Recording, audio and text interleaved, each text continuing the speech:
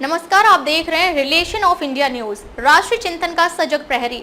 आपकी आवाज जो सच दिखाने से कभी पीछे नहीं हटती। यहाँ हर खबर पूरी जिम्मेदारी से रखी जाती है, जो जरूरी है वही दिखाया जाता है।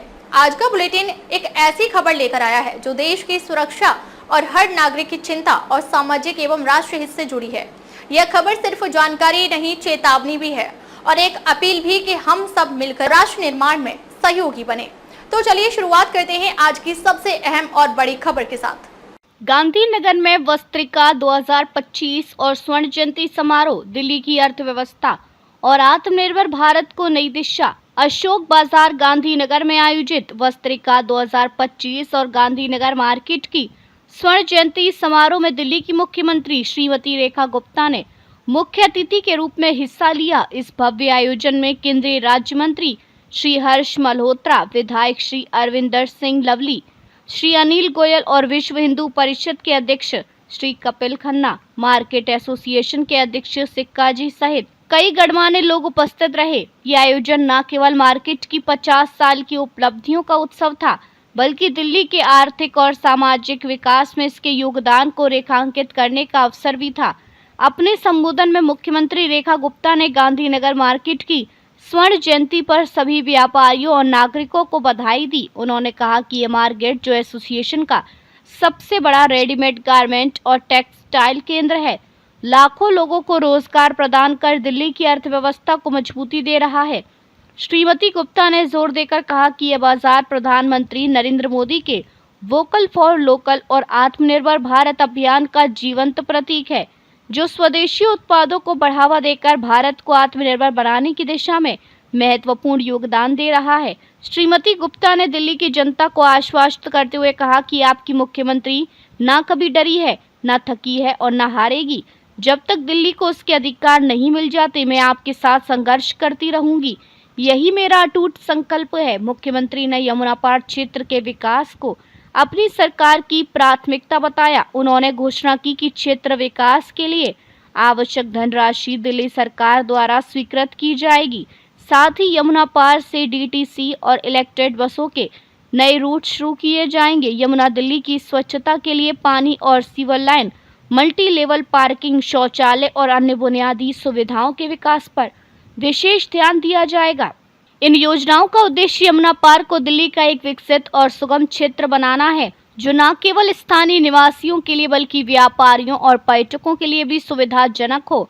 गांधीनगर मार्केट, जो कभी पटरियों पर लगने वाला छोटा सा बाजार था, आज 15,000 से अधिक दुकानों और कारखानों के साथ एशिया का सबसे बड़ा थोक कपड़ा बाजार बन चुका है। यहाँ लखनऊ, अहमदाबाद, कोलकाता, लुधियाना जैसे शहरों से कपड़े थोक दरों पर उपलब्ध हैं, जो देश भर के व्यापारियों को आकर्षित करते हैं। इस बाजार की खासियत इसकी किफायती कीमतें और विविधता है, जो इसे व्यापारियों के लिए पसंदीदा गंतव्य बनाती हैं। श्रीमती गुप्ता ने विधायक अरविंदर सिंह लवली को यमुना पार विकास बोर्ड का अध्यक्ष नियुक्त करने की घोषणा की और हर्ष मल्होत्रा के साथ मिलकर क्षेत्र के लिए बजट प्रस्ताव तैयार करने को कहा। उन्होंने इस अवसर पर मार्केट के 50 वर्ष पूर्ण होने पर इसे स्वदेशी शक्ति और आत्मनिर्भर भारत की पहचान बताया। यह आयोजन गांधीनगर मार्केट के गौरवशाली इतिहास और इसके भविष्य के लिए नई आकांक्षाओं का प्रतीक बन गया। आज मुझे सच में बहुत प्रसन्नता है गांधीनगर के मेरे भाई बहनों के बीच में पहुंच के। मैं चाहूंगी इतनी हुमस भरी गर्मी में भी खड़े खड़े पूरी जनसभा अटेंड करने वाले मेरे आप सभी भाई बहनों के लिए जोरदार तालियां।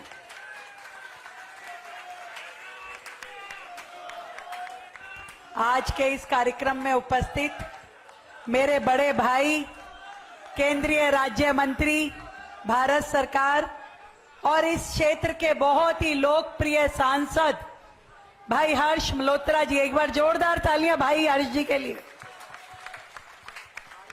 और इस विधानसभा के लोकप्रिय हर दिल अजीज, जिन्होंने कहा कि दादा से लेकर के पोते तक जो यहाँ की जनता से जुड़े हैं, बहुत ही सीनियर हमारे साथी विधायक, पूर्व में मंत्री रहे आदरणीय भाई लवली जी का भी मैं बहुत धन्यवाद करती हूं, जिन्होंने मुझे आज के इस कार्यक्रम में आने का मौका दिया। हम सबके परम आदरणीय विश्व हिंदू परिषद के अध्यक्ष आदरणीय कपिल खन्ना जी को भी मैं बहुत बहुत प्रणाम करती हूं।